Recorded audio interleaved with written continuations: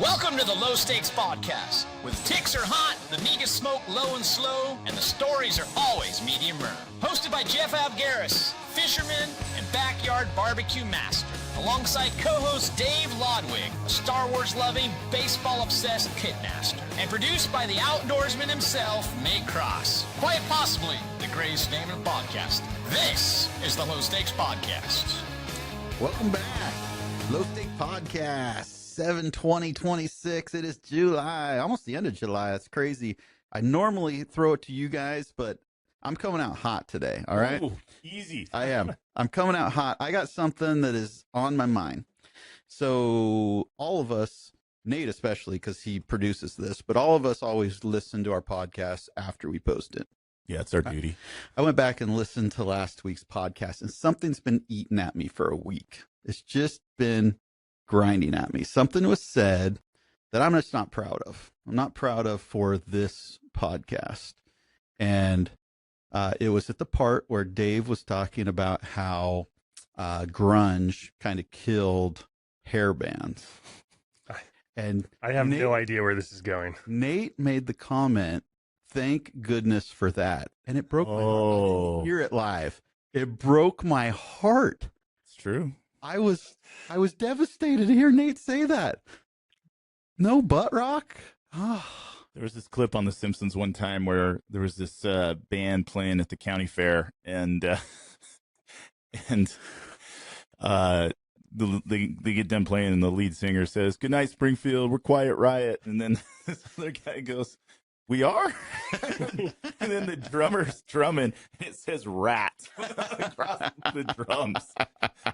And I was like, that is a perfect joke, because I don't know, man. Back then, there was legit glam rock hair metal bands that were really good. Mm-hmm. And then they just started, it was like the boy band thing in the late 90s where it's like you would have like Motley Crue, who were legit good, Mm-hmm. you know, and then Poison, and they get in their beef with Motley Crue, and they're like Bret Michaels and Vince Neil are trying to outdo each other, and then all of a sudden you get Jackal with a Y. Do you know what I've been listening to a ton of lately that I didn't listen to in real time is Wasp.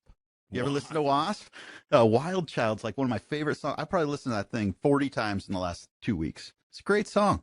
You know, the best back then was they would, you know, the super groups. Mm-hmm. We don't really get super groups the way that we did back in the day, but Damn Yankees. Yep. Oh, yeah. With Nugent. Mm-hmm. And the thing I loved about it, and Patton Oswalt talks about this, but the art of the music video combined with hair metal was just, it was its own thing back then, because Mm-hmm. Damn Yankees had "Can You Take Me Higher?" Uh-huh. And I remember the music video. It would cut to like they would be playing in a field, and then cut back, and you know they're like holed up in a house, and the cops have surrounded them because their music is so dangerous.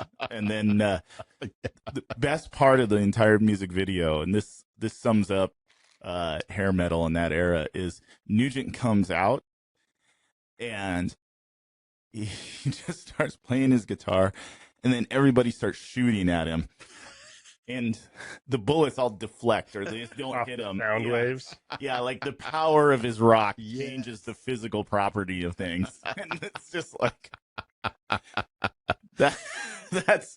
that's what's missing in music today. Absolutely. We need one guy like Weird Al out there too. Like He's still out I there, was man. yeah, he's still around. making music. Isn't he playing in Bonner?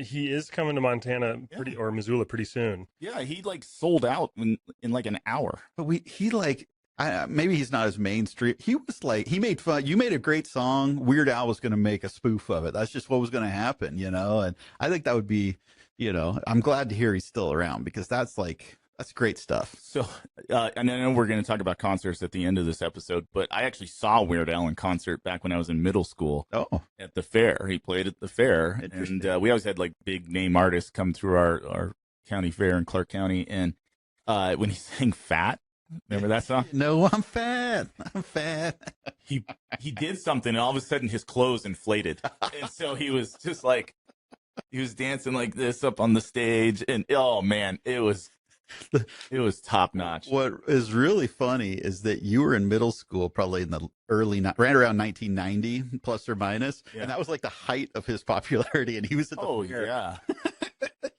He wasn't playing, a stadium. He was playing at the fair. he was legit hilarious though. Like He was. the song, like he got big with UHF, that movie, and the soundtrack that came off of that. And then he essentially like made fun of, like, right as Dire Straits was hitting their resurgence peak with Money for Nothing. Yeah. That's when he really started taking off. And so there was that run there. And he was just, the stuff he made was, he did a song about a guy in an iron lung that to this day, because the chorus would go, I think it was Mr. Frump. Mr. Frump would say,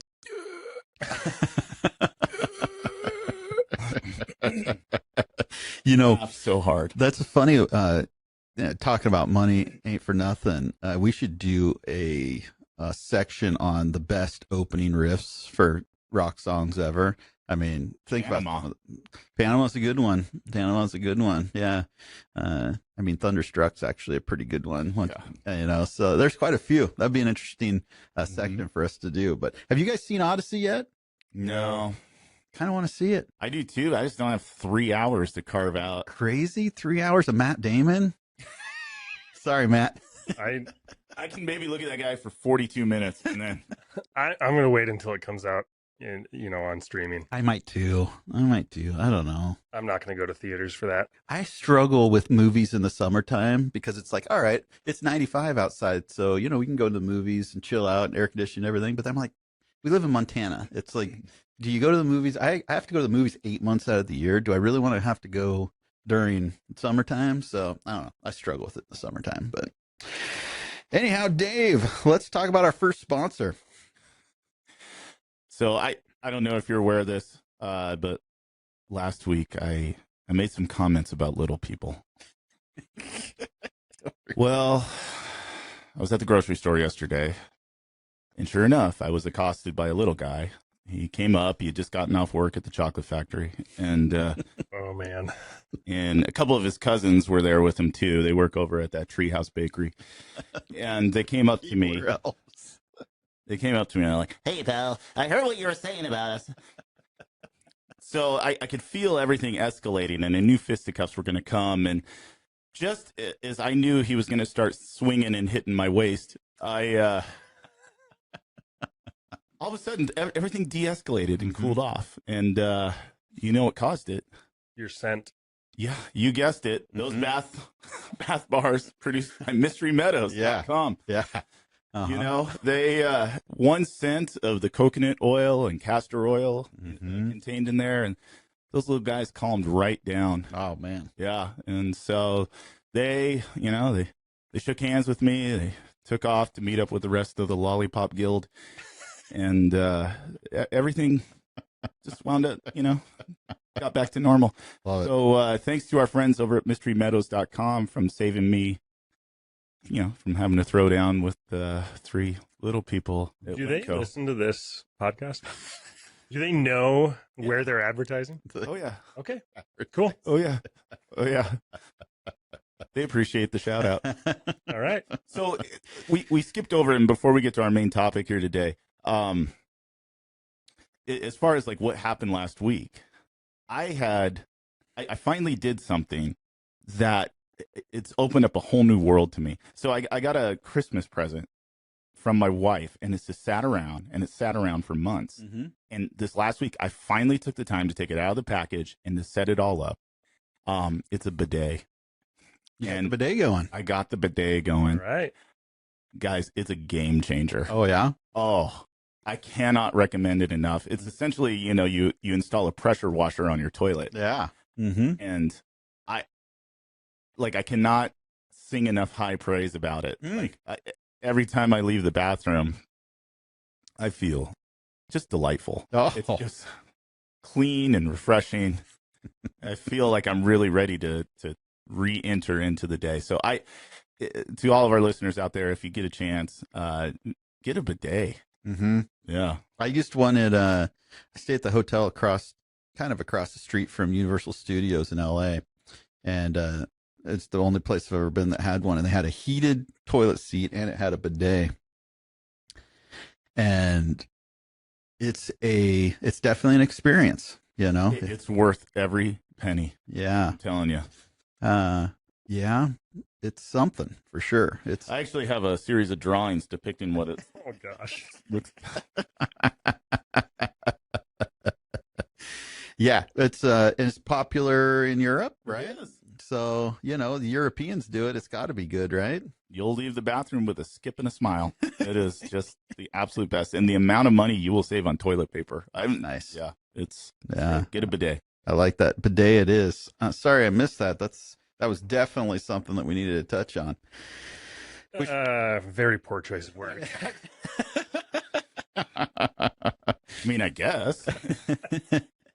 So our main topic today is old wives' tales, and you know, it's kind of an interesting, fun topic. A lot of wives' tales that happened in the past. So I'm going to start us off today because I find one hilarious that people our age definitely got duped with when we were young, and that's what is when you went out fishing and your granddad or your dad were like, "You got to be super quiet or you'll scare the fish," and in 95% of instances, the fish don't care. You know, as long as you're not banging on the bottom of the boat or screaming at the top of your lungs, they don't care. They can't hear nothing. It's no big deal. So really what grandpa or dad were telling you is They want some. Yeah, they want that's you to what they were shut up. telling you. Like, you're irritating me. Yeah. So let's not scare away the fish. I think we all saw through that one though. I didn't. I gotta Really? be. Oh no, I was quiet as a mouse. I'm telling you. Have you never been like swimming underwater at a swimming pool and you know you look up? Can you really hear the conversations going on around the pool? I thought they could hear different than us. Just have ultra hearing aids down there.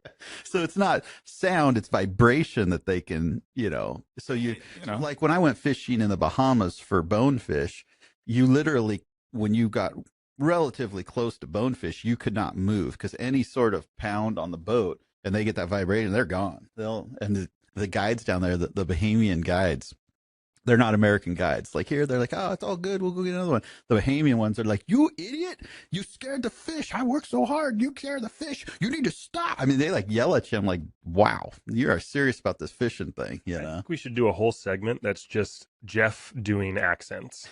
I think we've already started it. That's great. Now do like a ghetto Wait till hood you- accent. That would be good. We're trying to generate some clips. What up? Oh boy.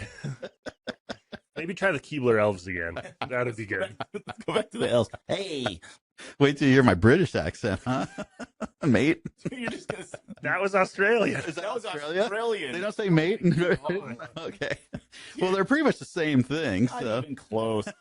Australia is England's prison colony. that's right. Yeah, it's like the Irish and Scottish accent. People, those are two completely different things. Oh, really?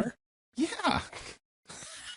Scottish is like you've got molasses in the back of your throat.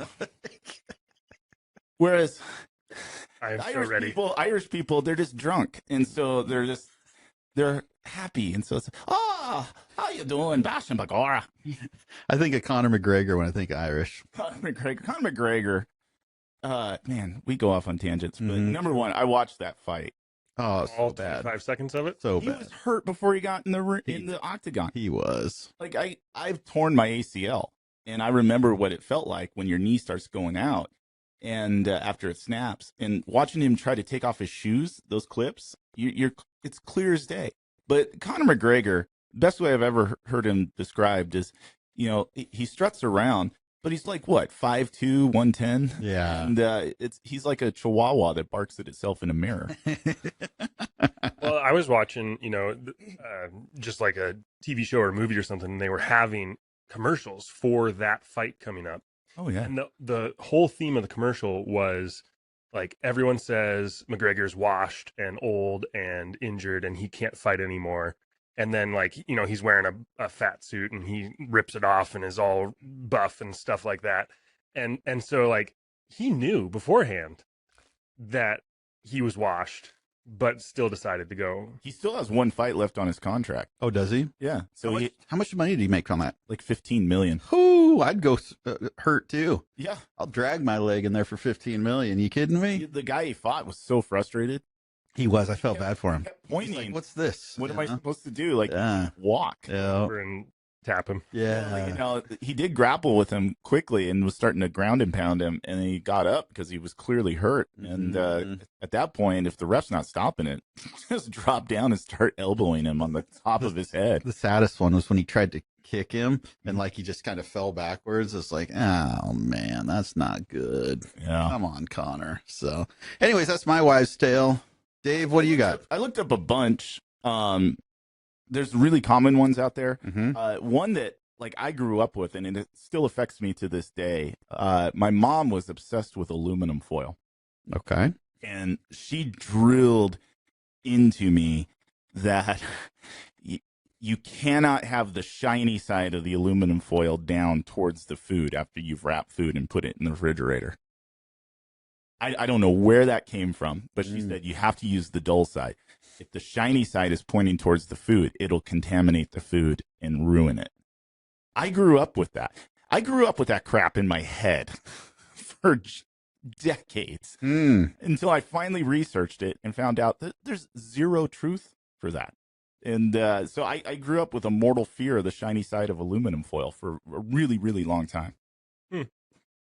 I've never heard that one. I got to be honest. That's an interesting one. Yeah, if you Google it, it's a thing. It's a thing. It's a thing. There's this fear. I think it's okay to use the shiny side, to wrap inwardly around your head to keep the aliens from reading your thoughts. Yeah, because it reflects stuff back. Yeah, exactly. The dull side acts as a shield. Yes, from their mental rays. But that was a big thing growing up. Is you cannot, like, I would get chewed out if I put food away and put the shiny side of the aluminum foil down towards the food. Interesting. One interesting, because I'm looking at some right now. One that this is a surprise to me at this moment is if you crack your knuckles, it can lead to arthritis. That's a wives' tale. Yeah, it's actually nitrogen bubbles bursting in your some sort of synovial fluid, so it does not harm your joints at all. Yeah, that's an interesting one. That was when I was getting physical therapy after my third knee operation. I was talking with my physical therapist about chiropractors. Yeah, and I have some herniated discs in my neck, so I'm always really cautious.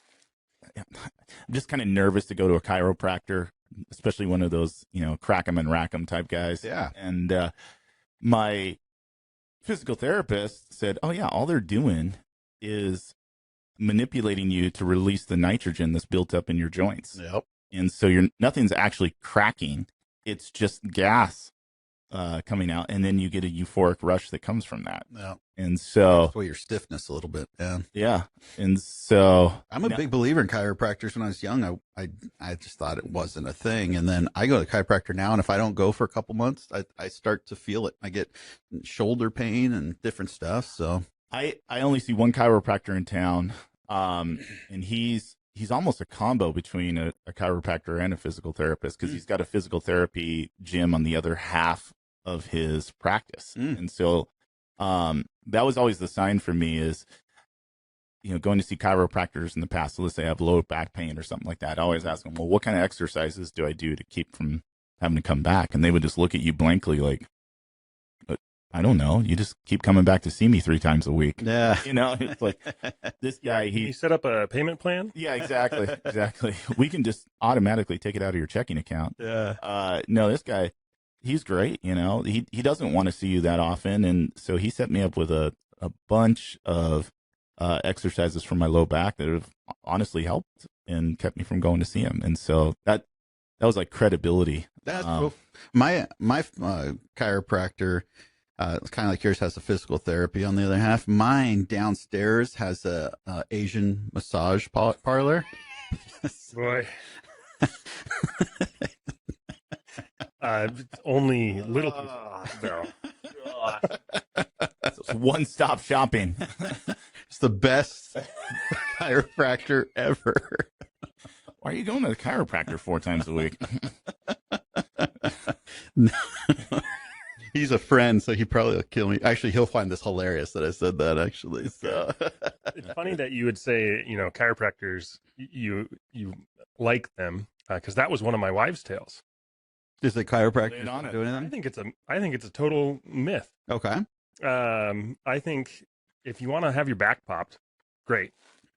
That's fine. It feels good. It's euphoric. But if you want to actually have something corrected, if you want to have like your body fixed, chiropractor's not going to do it. You got to have physical therapy or something that's actually adjusting your muscle, your joint, whatever. Because all chiropractic is, like you said, Dave, is just popping the nitrogen bubbles in your joints. So I think it's a total. But there's subluxations, according to the wall charts and in the chiropractor office. Man, we are really sabotaging potential future sponsors right now. I kind of think the one that you're saying, I almost think it's the opposite, that it's always been a wise tale that chiropractors don't do anything, but there is science behind it. So what happens is your back's alignment gets out of alignment, and which pinches nerves, and so it actually is a thing. Is legitimate the bubble popping going to fix that alignment, or is it muscle adjustments that are going to bring things back? I think there's legitimate chiropractors out there who do the sort of the combo between popping your back, and then also educating you with proper exercises to keep from having to come back to see him all the time. That to me seems ethical. Mm-hmm. It's the witch doctor types, right? Like the very first chiropractor I ever saw was in college after I got in a car accident. And he comes up to me. He's got these vials, essentially like essential oil. Mm-hmm. You know what I'm talking about? I know exactly what you're talking about. Your arm up, and he goes, okay, don't let me push your arm down.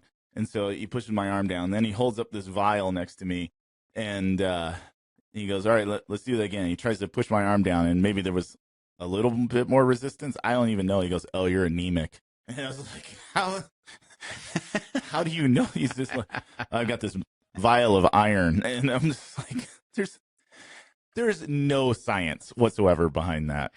I'll tell you what we'll do, and this is a good thing because I can't defend them in any way because I don't know the science, but I'll have my chiropractor friend come in. He'll be a guest host. I'd love that. And we'll have a guest, and we'll hammer with all the questions. Let's do an on location. Ooh, we'll go to him, and he can explain how we'll have him work on Nate. Yeah. Have him explain what he's doing there. I have never once in my life had a chiropractic adjustment. Oh, Interesting. It feels good. It's pretty nice. Yeah. Good. I'll text him. He'll do it. He's a funny guy too, so you guys will like him. He's a good dude. So, and he'll probably start listening to our podcast at that point too, which is always good. +1 on the listeners. So, do you have any more old wives' tales? I don't really have any. I mean, there's a bunch of them. There's feed a cold, starve a fever. I don't remember that one. Eating carrots improves your eyesight in the dark. I've heard it just improves your eyesight, period. The beta carotene. My other one, I found a couple. I was joking about the chiropractic being one of my but wives. not really. But he brought it up, so I just had to go there. But is the coffee stunts your growth?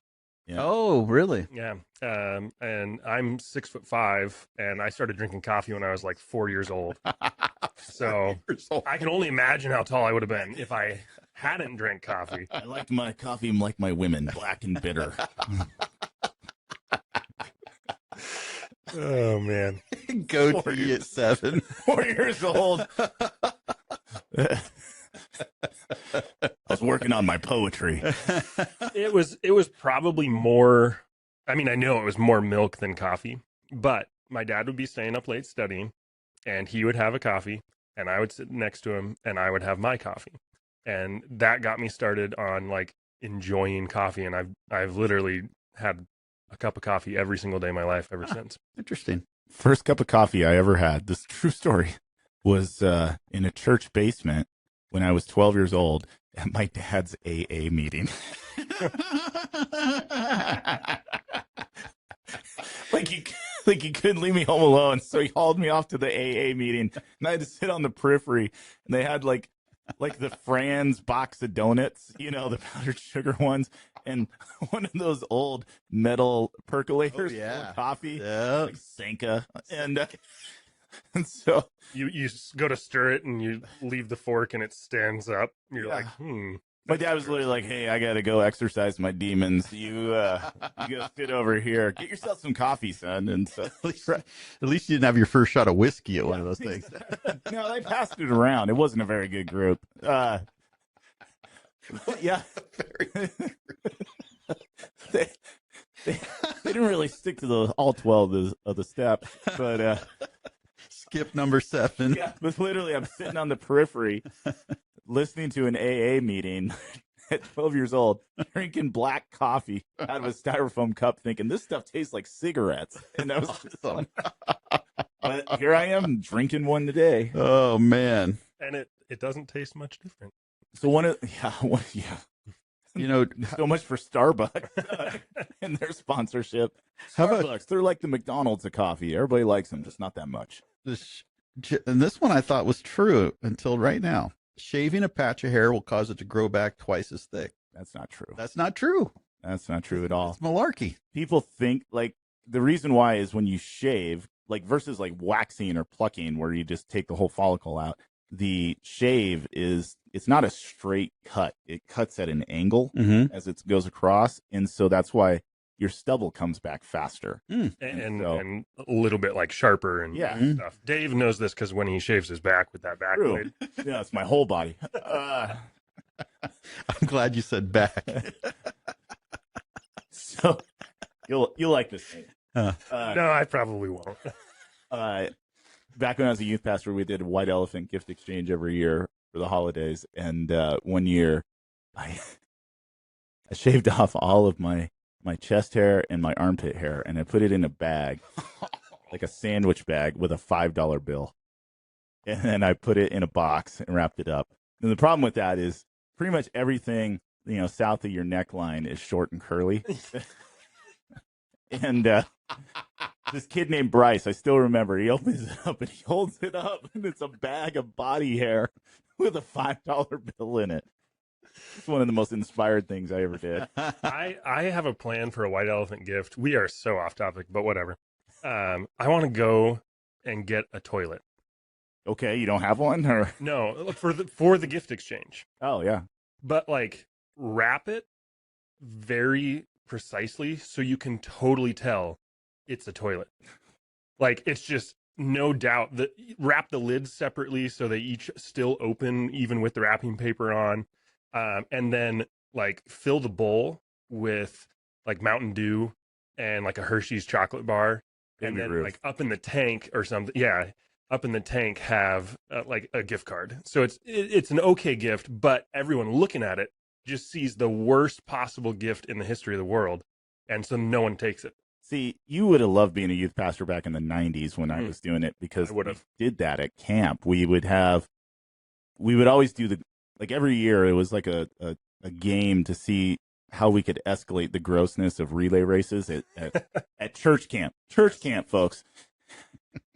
We had one year we did that where we bought like 2 brand new toilets, or maybe it was 3 brand new toilets. We filled it with Mountain Dew, and then we put little baby Ruths in there, and then you had to bob for them like apples. And so everybody had to run down, bob for that. And then the next year we did big aluminum pans full of grape nuts, and we melted large Tootsie Rolls in there. So you had to pick one out of there because it looked like a kitty litter. Yeah. And then the last one we did, this was in Southern Oregon, not far from where you grew up, and at a camp there, we did beef tongue relays. Ooh. So Yep. we did the whole beef tongue. My favorite camp game ever was Trout Slap, which we had to not do anymore after several complaints. That was where you'd have a guy with a raw egg in his mouth, and then a girl riding on his shoulders, and she had a trout.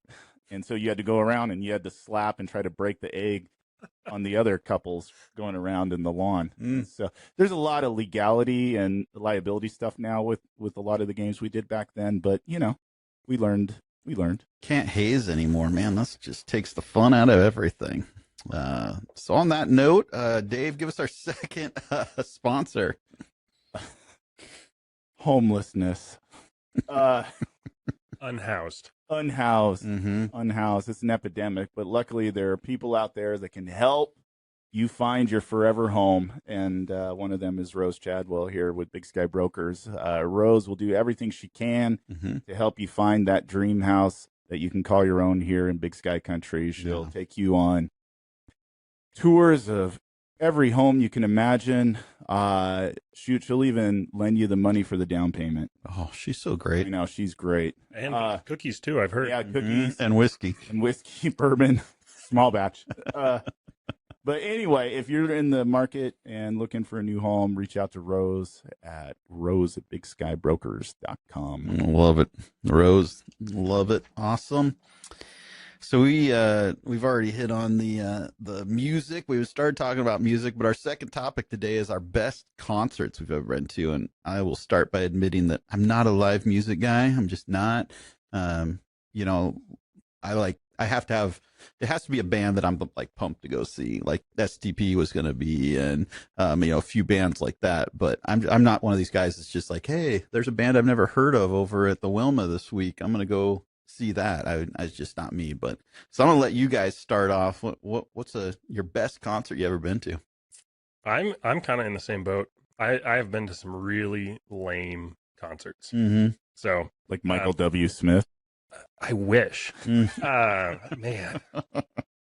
No, I mean, my thought was my favorite concert that I've ever been to, and I wouldn't even say it was a concert, it was a show, but it was in a little dive bar in Denver, and it was John Foreman, so lead singer for Switchfoot, one of my favorite bands, Switchfoot, and I got to go see his side project, John Foreman, perform in this little tiny dive bar. I mean, it was tiny. Standing room only, like shoulder to shoulder, just this like dimly lit, really cool setting. But the greatest part about it was I brought my guitar, and I asked beforehand the host or whatever. I said, you know, it'd be sweet if I could get John Foreman to sign my guitar. And he was like, it's probably not going to happen. So like, whatever. I put it behind the counter. They asked me to keep it there. And then after the show, he like peeks his head out of a little window or a little door in the back, and he's like, hey, get your guitar, come here. And so he like leads me through this maze of corridors in the back of this little building, and I come in, I can put myself in the room. And I come into this like yellowing white wall room with literally a single incandescent light bulb hanging down from the middle on a like pull cord, and a chair. And sitting in the chair is John Foreman. And we talked. Were they interrogating him? Yeah, I know. It was You're describing a waterboarding. I was a little bit worried. And I was also like, I don't know how to get Here, out of here. hold this towel over his face. I made a lot of turns getting back in there, and I was like, I don't know how to get out of this situation. But we talked for probably 10, 15 minutes. Nice. And he signed my guitar. And so that was my favorite concert, show, whatever that I've ever been to.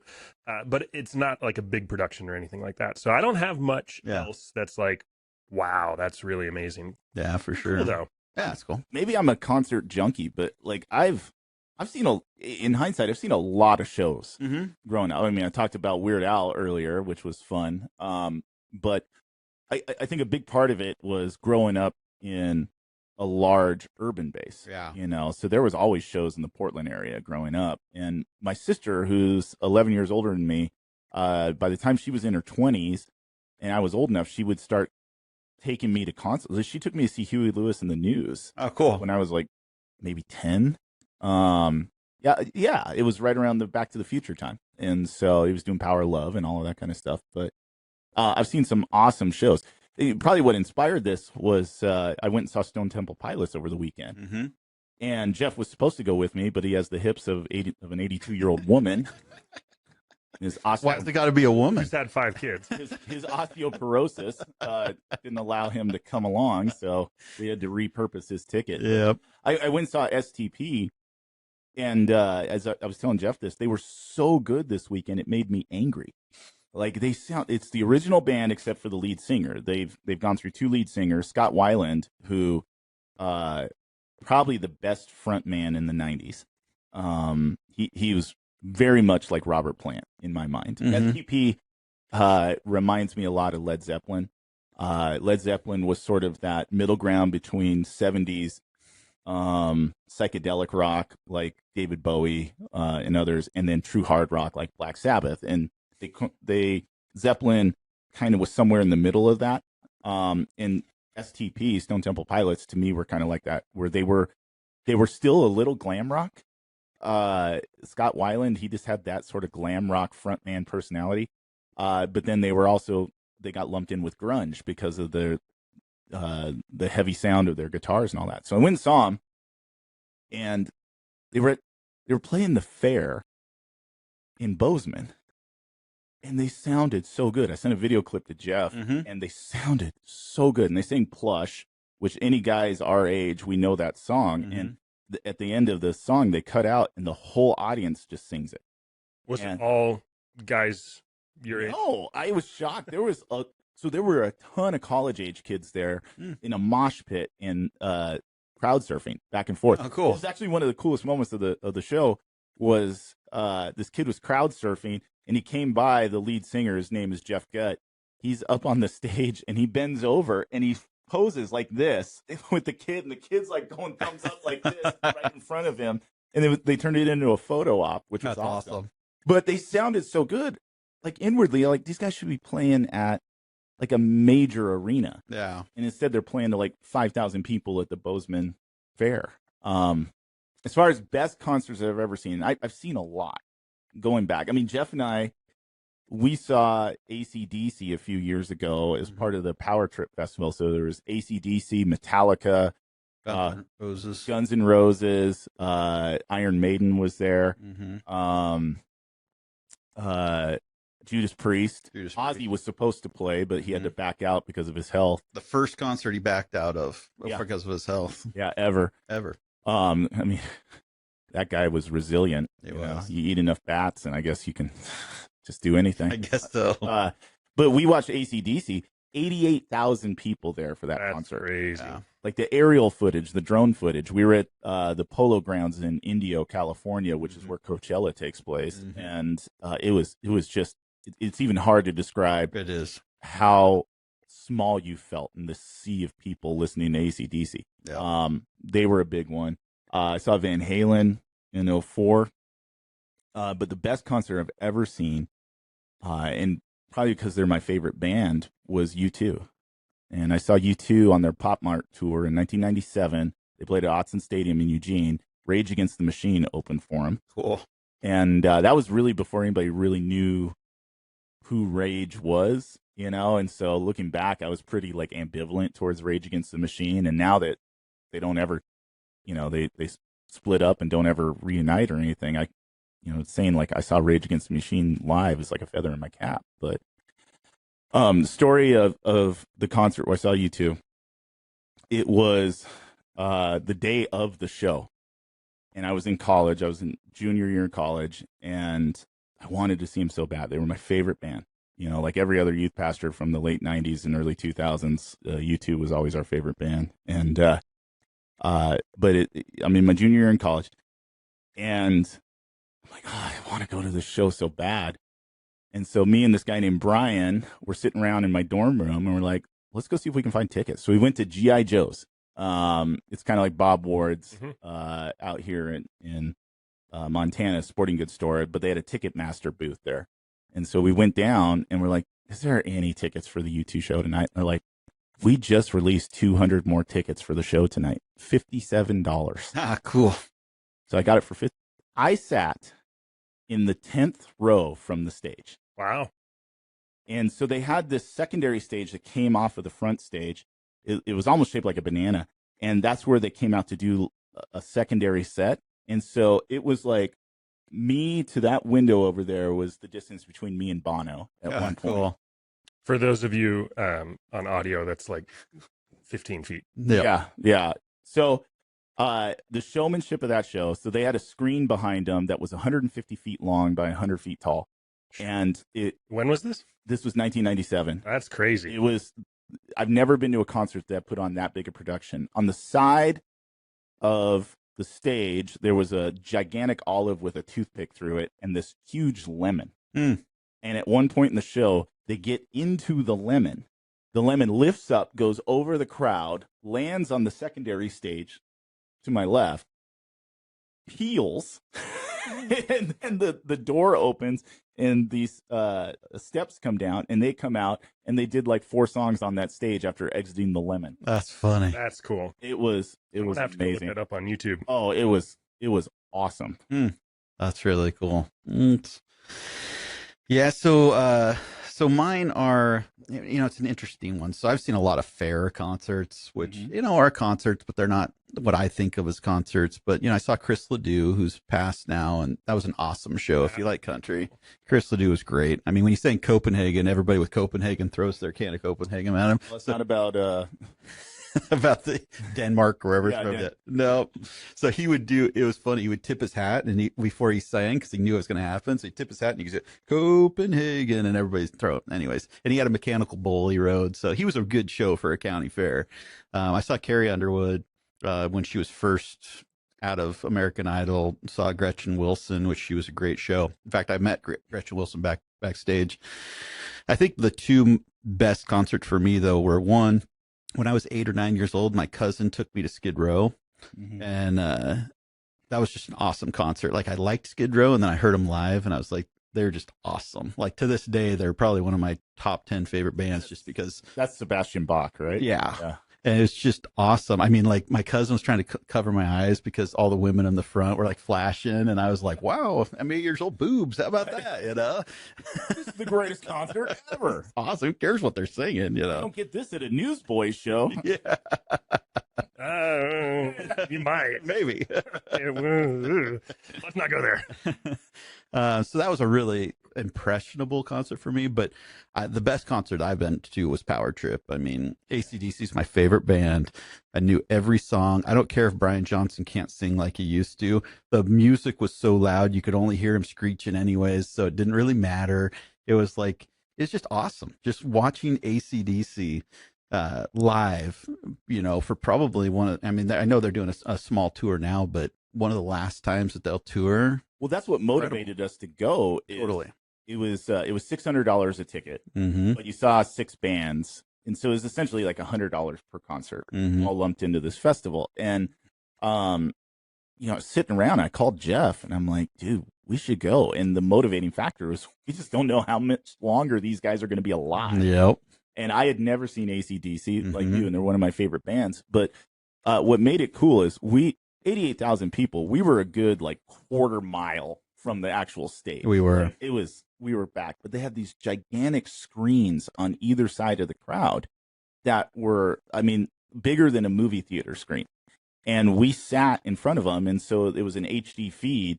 And so we're watching the concert in 4K. So you could turn and you could see it off in the distance and then turn right here. And we're right in front of the screen and you could see everything clear as day.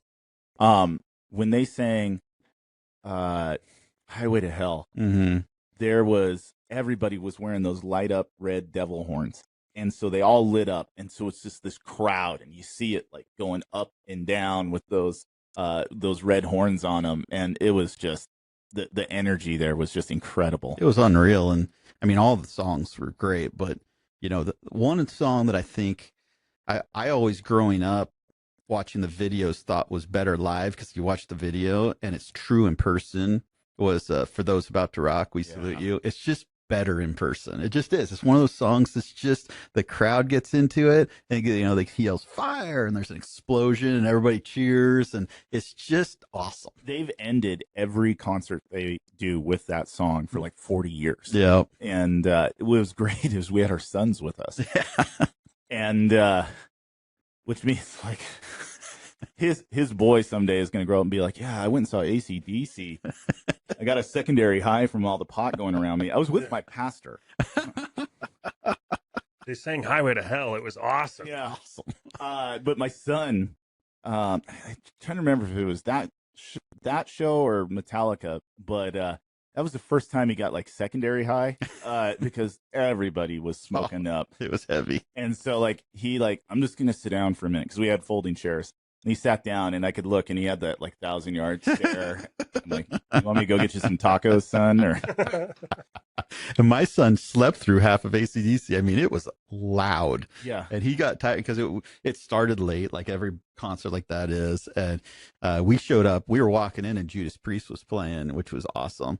And then, yeah, my son slept through about half of it. And I woke him up for some specific songs just so he could make sure he knew that those songs. But yeah, your son was 2 years ago, so he was 15. I would guess. it was 3 years. I think it was. I think it will be three. Will it be 3 years in October? Yeah. A Okay. healthy age to introduce something like that. Yeah. The thing that struck me, my son said this to me, is when they did Shoot to Thrill, everybody was dancing, and so was Mhm. I. I was Yeah. just like bopping around and all this, and it got done, and my son had the biggest smile, and I'm like, "What?" He goes, "You looked so happy." I was just grinning from ear to ear because I finally got to see AC/DC. This is a sidetrack a little bit, but what people don't realize when you get older, like it really has hit me in the last 3-4 years, and I know it's going to get worse as I get older, is the moments that really like inspire you, like give you tingles, like give you goosebumps, like, they really like get your emotions going. They're fewer and fewer. Yeah. Like you just become number as you get older. And so a situation like that, where it's like, it's just something you just think back to, like being 21 and being at a party and listen to the song or whatever it is.